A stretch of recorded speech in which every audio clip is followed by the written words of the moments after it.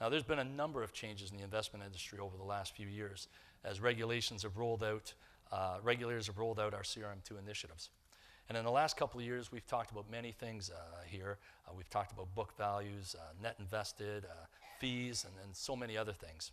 And I mentioned last year that starting in January of 2017, that there were going to be several changes to your statements. And your statements are going to provide you with a lot more information than you've ever seen in the past. So I know that many of you don't really like to look at your statements, and we get more complaints about even getting statements. Everybody wants to be paperless and go on the internet. But unfortunately, I don't really have control over that. So as long as we are printing statements, I want to make sure that if you do happen to glance at them, that you actually know what you're reading.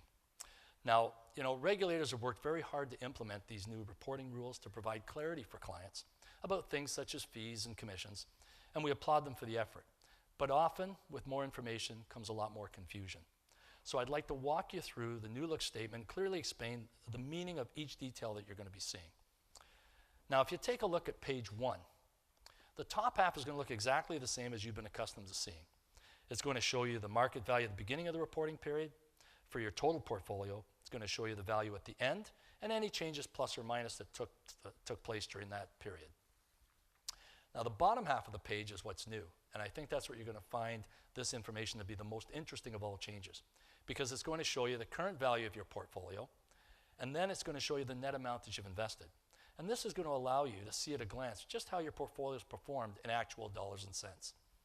Now, how do we calculate your net invested? Well, the net invested is the total amount of the money that you've invested, including deposits and transfers in, less any withdrawals and transfers out of your account.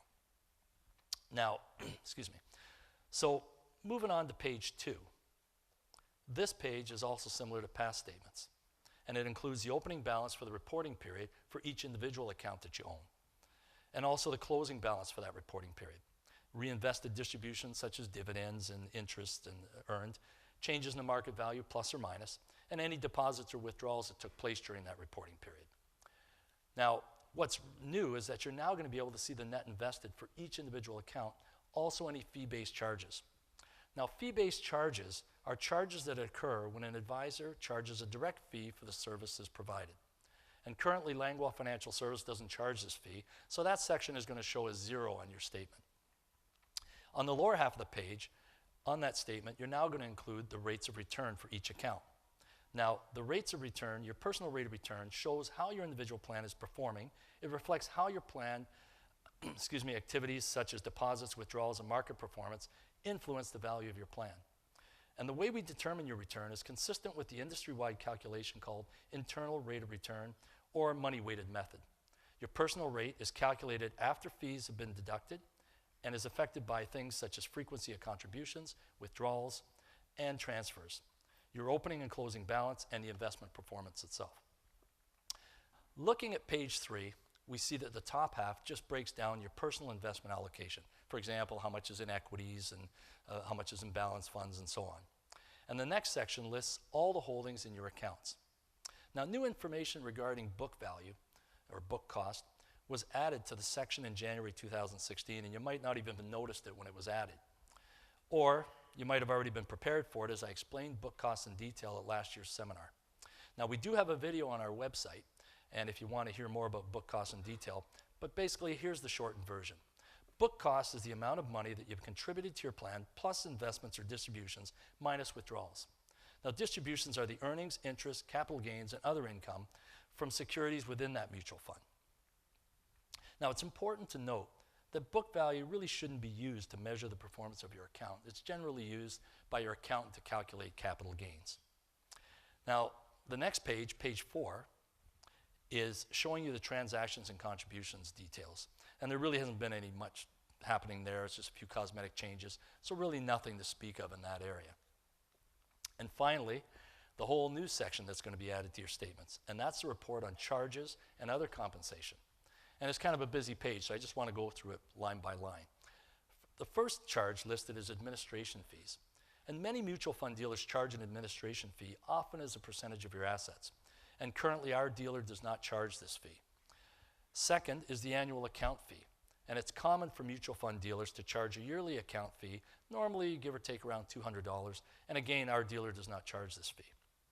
There's also a switching fee. That's where mutual fund dealers often charge a transaction fee when a client transacts or moves money. And again, this fee is not currently charged by our dealer. The fourth item on the list is a trustee fee. Now, all registered plans are required to be administered through a trustee. Some mutual fund dealers pass this cost on to the client in the form of a trustee fee. And fortunately, our dealer does not. Now, next is fee-based charges. Now, these are the same fees that were shown on page 2, as I mentioned earlier, and Langlois Financial Services does not charge this fee. So to recap this section, because of the dealer that Langlois Financial Services is aligned with, as well as our own policy regarding fees, currently our clients are not being charged any of the fees that we've just reviewed. I just wanted you to see what was going to be on that page. Now we move on to other charges, and these are miscellaneous charges that were not included in any of the fees that I previously mentioned. The next section deals with sales charges, and will only show an amount if you've negotiated a front-end load. Now, if you purchased a security under the front-end load option, you're going to pay a sales charge at the time of purchase. And that sales charge is paid to the fund dealer and generally ranges from 2.5% to 6%. So here's an example of how this fee is charged. If you negotiated, for example, a 3% front-end load, that would mean that on a $10,000 investment, the mutual fund dealer would be paid the $300, and the remaining $9,700 would be invested on your behalf. That $300 sales charge is going to show on your statement. Now, a portion of the sales charge is paid to the advisor for upfront services provided.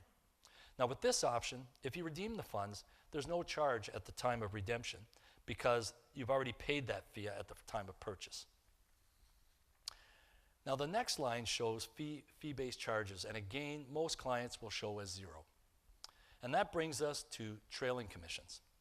Now, trailing commissions are part of the MER, or management expense ratio, that is paid to the mutual fund dealer to cover the cost of things such as producing statements, processing transactions, compliance and oversight, administration and accounting, and also a portion of this fee is paid to the advisor for the financial planning advice and operating costs.